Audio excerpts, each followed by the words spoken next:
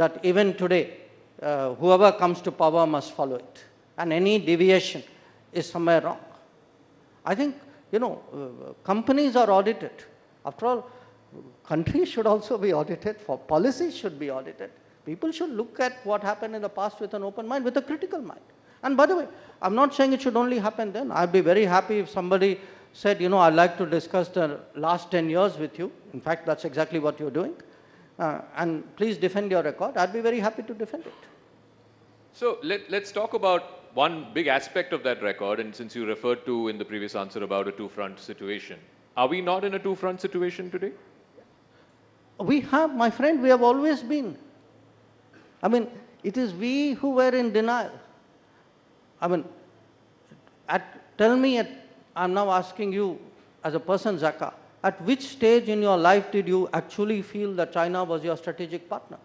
I don't think in my lifetime. No, but yet in 2006, we actually have a declaration describing China as a strategic partner. So I want to say, look, there's a gut sense in society. Sometimes, and I say this as someone from the foreign policy fraternity, sometimes, this is a bubble you have created. Because in the earlier years, it was very much a Nehruvian ideological bubble. Nehru was against America, so everybody was against America. Nehru said China is a great friend, everybody says China is a great friend. So the vestiges of that continue, even today. I mean, you have a concept called Chindia. Okay, I do, many of you will remember who put that concept forward. So if you actually have reached to think that you're making a sandhi of China and India, and you think we are that close, and our interests are so aligned, I mean, this is a different world.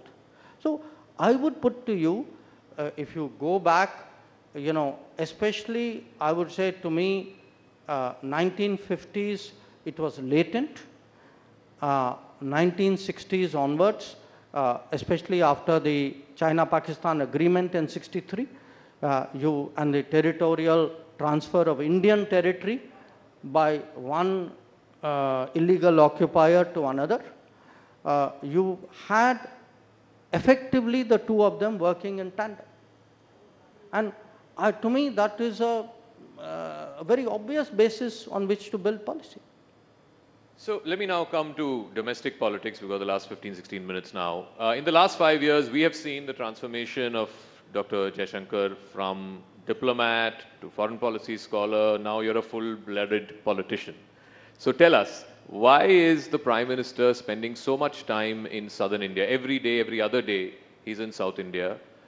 In the last elections, in the last Lok Sabha elections, out of 129 seats in the 5 states in southern India, the BJP won just 29. A bulk of it came from Karnataka. Why do you in the BJP believe this time the south will be your new frontier and you'll be able to conquer the new frontier? Well, if I applied that logic, I could apply it to the rest of the country. There was a time, there were many states where there were no BJP MPs. So, in a way, every state, I mean, for a party like BJP, was a new frontier at some point. Why today, I mean, I don't know how many of you saw the pictures of the Prime Minister's road shows in Coimbatore and Palagat, etc. Look at the response that he's getting. So, my sense is, I mean, ultimately the results will tell. But as someone who's been traveling a fair amount, certainly to Kerala, I mean, Karnataka is a different case. There's already a strong history with BJP out there. My sense is, political opinion in those states is changing. That people today contrast, they've seen the benefits of good governance, that many of the changes of the last decade, as you say, the Anna Yojana, the food support, the Mudra scheme, the Awas Yojana for the housing, the even what the vendors, informal economy is getting, Swanidhi, the Jal Jeevan Mission, the power connection, the road building. So when the Kisan Samman Nidhi so if you put all this together, they today realize, and particularly if you add to this health and insurance, they today realize that, look, because you are getting good governance out of the center, and these schemes have been pushed by the center, they have benefited literally tens of crores of people. They are looking, at a very, very different way, both at the center and at the BJP. The second, I would say, our sense of ourselves as a nation and society is also changing. There is today, I mean, you refer to it in a very different way, saying, why are people taking an interest in foreign policy? Yeah. I would argue one of the reasons they are taking an interest in foreign policy is they have a stronger sense of what this nation is about. And the South is, as deeply, if not more so, that sentiment as the rest of the country. And I think the combination of all these things is actually, it's certainly, anybody objective would tell you something is changing out there. You can see that, you can feel that. Now, we'll have to see how it goes, but I can tell you there's a fair degree of confidence about how this will work out electorally.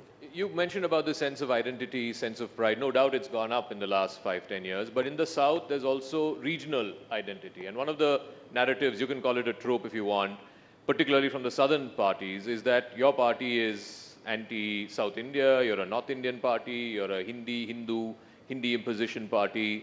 As somebody who is a Delhi boy, but your family is from the southern part of this country, how would you counter that narrative? Well, look, I think by now Prime Minister Modi has put that kind of propaganda to rest. He's contested it very, very effectively. But you have not had a Prime Minister of this country who has so visibly associated anything national with what you would call regional issues. I mean, it could be, the fact that we've taken foreign policy out there, the fact, I mean, even the parliament, the Singol issue, the fact he did Kashi Tamil Sangamam, or in fact also, a Tamil Saurashtra. So he's taken enormous pains to actually counter that kind of propaganda which has vitiated our politics for many, many decades. And my sense is today you're getting that traction. My next question is in two parts. First part I know you'll dodge, but I'm still going to ask. But the second part is a little more weighty. The first part is, are you contesting the upcoming Lok Sabha election? Second part? The second part is, does it make a difference in your, practicing of foreign policy if you're an elected politician as opposed to one who is nominated to the Rajya Sabha? It's a hard one because if you look at the previous foreign ministers of India, you've had a mix. My immediate predecessor, Sushma Ji, was from Lok Sabha, and many of her predecessors. So it's a mixed issue. The fact is, today, certainly speaking from a BJP perspective, I can tell you how much focus there is on constituency, on ensuring delivery, on making sure that last mile, that leave no one behind message goes through. So when I look at my, I'm a parliamentarian of 5 years juniority. So I'm still a relatively new person, and therefore I'm very curious how does that peer group work. And I look at especially the effort which Lok Sabha MPs put in, and it's staggering. I mean, it's not, by the way, that the Rajya Sabha MPs have a ball. I mean, because certainly where the BJP is concerned, I mean, you have governance responsibilities, you have party responsibilities. I mean, you are on, really it's a 365-day kind of calendar. But there's always that balancing your focus and attention with what are foreign policy issues, with other responsibilities that you may have. It may be Lok Sabha, it may be something else as well. You've had ministers who were not Lok Sabha members, but who as foreign ministers had many other responsibilities to do. So, you're not answering the first part? No. No. No, but since you said that the BJP gave so much attention to constituencies, is there a preferred constituency that you would like to fight from if the party asks you to? No, I think when I said I wasn't answering the first part, bowling a googly still doesn't mean the ball is going to be played.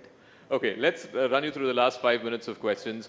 It's a bit of a rapid fire, if you will. One foreign policy person that you have been inspired by in your career, both as a diplomat and now as a politician?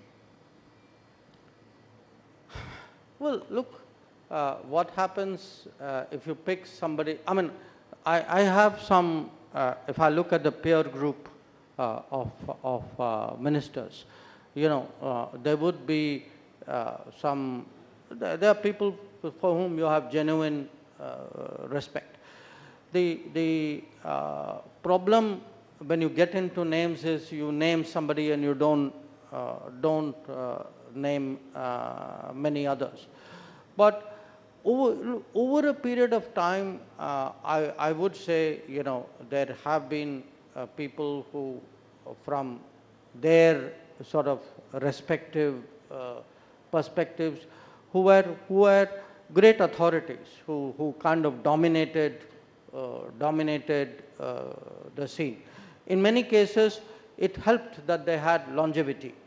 In some cases, they may not have had that kind of time. But still, so it's safer in a way for me also to go back a little bit and pick. I mean, when I first entered the foreign ministry, I started my career in Moscow, and Andrei Gromyko was the foreign minister. When I switched to the after Moscow, I was moved to the Americas division, and the first minister I met then was, at that time, Secretary of State was George Shultz. Now, I saw these people really from the eyes of someone who's starting the business. But when you kind of read about them and analyzed them with a passage of time, I mean, so even in our own setup, I would say, I mean, the foreign minister, when I joined the foreign ministry in India, was Atal Bihari Vajpayee. Oh, wow. 1977. So, 1977. So, when you look at some of them, different people appeal to you in different ways. Atalji, for example, was always someone who was willing to in a way, break the mold. And you saw that finally when it came to the nuclear test. So I would say at different points of time, I've had the good, it's like if you are interested in cricket and you've been seeing a lot of test matches, you'd remember great innings. Yeah. By the way, the first century I ever saw was Ian Chappell. Ian Chappell? Yes, in Delhi. Oh. So you remember, you remember these moments, you would remember. I would hesitate to say, okay, this was the all-time greatest. Sure. I mean, yeah, that's a tough one, yeah. Yeah. Since you mentioned nuclear and since we're talking about all of these doyens, you've talked about him in the past as well and more recently as well about the legacy of your late father. He's the man who, for all practical purposes, was the architect of India's nuclear doctrine. Do you think about your legacy as to how people will remember Dr. S. Jaishankar? No, not really. I mean, How would you want them to remember you if it? I haven't even given thought to that. I mean, look, you start, I guess people start thinking these things when they feel they are very advanced and are close to hanging up their boots. You're far from that. Well, I do not know what the future holds. I didn't know what it held 5 years ago. I would have, my wildest dreams wouldn't have anticipated becoming the External Affairs Minister.